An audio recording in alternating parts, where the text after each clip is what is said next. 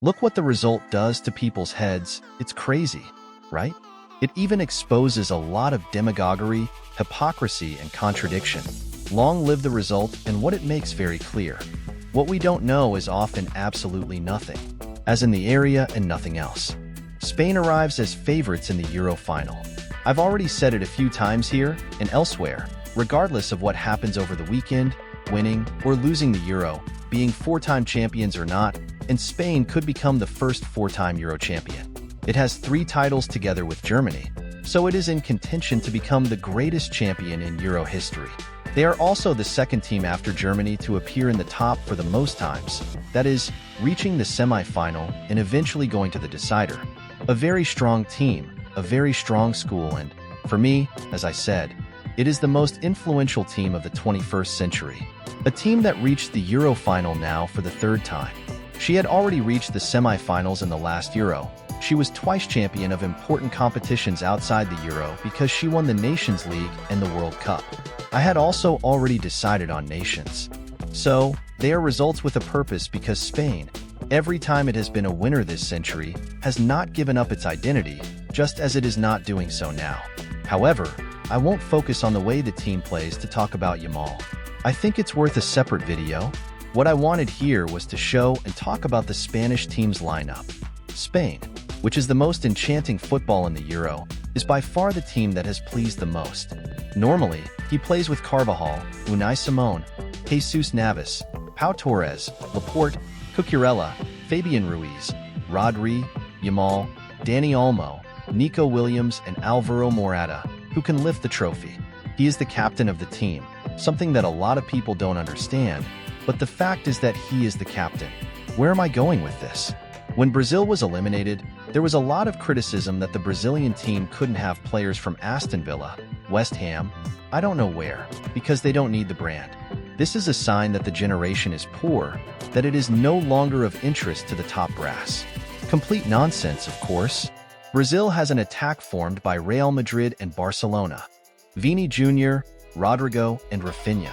The goalkeeper has been Liverpool's absolute starter for years, which is very top shelf. The right back is Juventus captain and starter. Douglas Luiz, criticized because he plays for a lesser team in England, has just been signed by Juventus. Paqueta is just not at Manchester City because of the allegations and the problems he had. Guardiola already wanted Paqueta last summer. So, there is no lack of talent, and there is no lack of market interest in Brazilian players.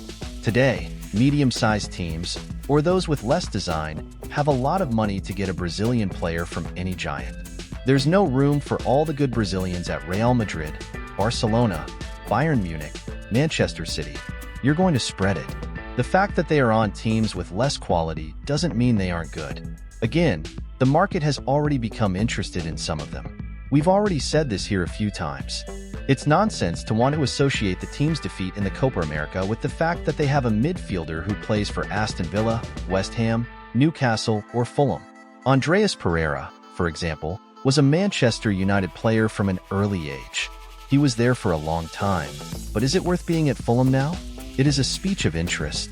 Italy were champions of the last Euro with players from every league team you can imagine. Brand or little brand, there was a player represented in the Italian team that won the European Championship. Now Spain, finalist, has players from every team you can imagine, inside and outside Spain, with or without a brand. The goal was scored by a guy who is from Leipzig. Imagine if this happens in Brazil. I separated it by team. You have a player from Villarreal, which is an average team in Spain, a player from Sevilla, vice-captain of the team, including Jesus Navas, a traditional winner of the Europa League, but not a top-shelf player. Real Sociedad with 4 squads, the team with the most players in Spain's Euro 2024 squad. Real Madrid player, Carvajal, Betis player, 4 from Barcelona, 1 from Atletico de Madrid, 3 from Athletic Bilbao, 2 of which are starters. Laporte, starter, and having an impeccable Euro, playing for Al Nassr. Dani Olmo, Leipzig starter. Grimaldo, from Benfica, a charming team but not top shelf like PSG, City, Chelsea, Arsenal. If this distribution is in Brazilian football and they don't win a competition, the explanation is evident. But we need to remember, The 1994 World Cup champion team had two players from Deportivo La Coruña, a player from Stuttgart, from Bayer Leverkusen, goalkeeper De Farrell from Reggiana. Far from being traditional in Italy, there was a Bordeaux defender. I already mentioned half of the team playing for peripheral brands, and that didn't stop the team from being competitive and winning. If we had lost, the speech would have been, how does Brazil want to form a team with players from Bordeaux, Reggiana, Stuttgart, La Coruña, Bayer Leverkusen?